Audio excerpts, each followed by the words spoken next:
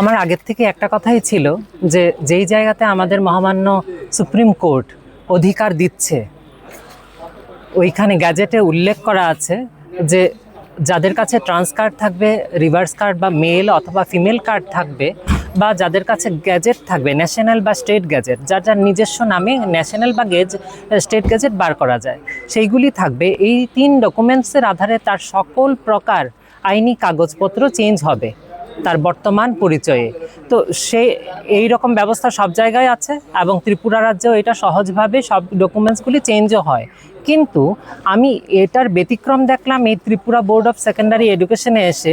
এইখানকার থেকে গত 1 বছর যাবৎ অনেক আলোচনায় আমরা বসেছি, অনেকবার বোঝানো হয়েছে সেক্রেটারিকে।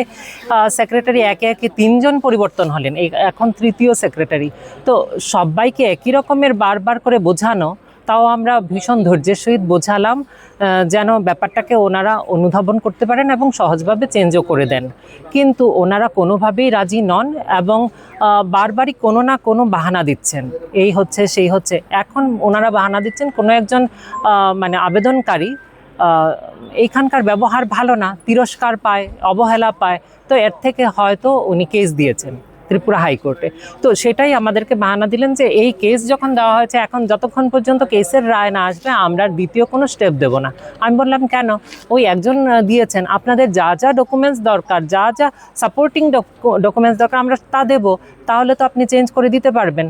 তখন বলছেন যে আমরা আমাদের যে লয়ার আছে ওনার সাথে আমরা আলোচনা করব। সেটা আগের সেক্রেটারিও আমাকে বলেছিলেন যে আমরা লয়ারের সাথে কথা বলে সেইখান থেকে কী ভার্ডিক্ট আসে সেটার ওপর ভিত্তি করে আমরা রায় দেব এবং আমরা কি করতে পারি। তার জন্য তো এতদিন লাগার কথা না, এতদিন তো অপেক্ষা করার কথা না। কোনো স্টুডেন্টকেই কেউ এতদিন অপেক্ষা করাতে পারে না, কারণ তার ভবিষ্যৎ তো আটকে রাখা যায় না। না, এখন সে চাকরির জন্য বলবে বা এখন হায়ার এডুকেশনের জন্য বলবে, তাহলে সে অ্যাপ্লাই করবেটা কিভাবে? কারণ তারা ওই কাগজপত্রগুলি, বাকি সব কাগজপত্রগুলি অন্য নামে, বর্তমান নামে হয়ে গেছে এবং তার স্কুলের কাগজপত্রগুলি আগের নামে রয়ে গেছে। সেই ক্ষেত্রে কোথাও অ্যাপ্লাই করতে গেলেও সমস্যা হচ্ছে। তো সেই সমস্যার সমাধান যদি আপনার কাছে আসলে পরে আমি এইরকমভাবে বিতাড়িত হতে থাকি, অবহেলা পেতে থাকি, তাহলে আমি যাবোটা কোথায়? আর কোনো একটা ব্যক্তি কেস করেছে বা সেইগুলির বাহানা দিয়ে আপনি আটকে রাখবেন, দিনের পর দিন ঘোরাতে থাকবেন, এটা তো আমরা মেনে নিতে পারবো না। অন্য যে কাগজগুলো সেগুলো পরিবর্তন হয়ে গেছে। হ্যাঁ, হয়ে গেছে। বোর্ড দিচ্ছে না, বোর্ড বাহানা দিচ্ছে। হ্যাঁ স্যার, মাধ্যমিক আর 12-এর মার্কশিট ভিন্ন।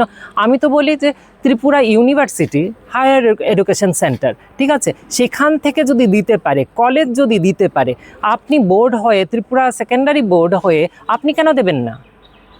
সেটা তো আপনার নিজের রাইট নেই। হ্যাঁ, স্কুলের রেজিস্টার চেঞ্জ হয়ে গেছে, সেই জায়গাতে আপনি বলছেন যে কিভাবে রেজিস্টার চেঞ্জ করে নিল, আমাদের থেকে অনুমোদন নিল না।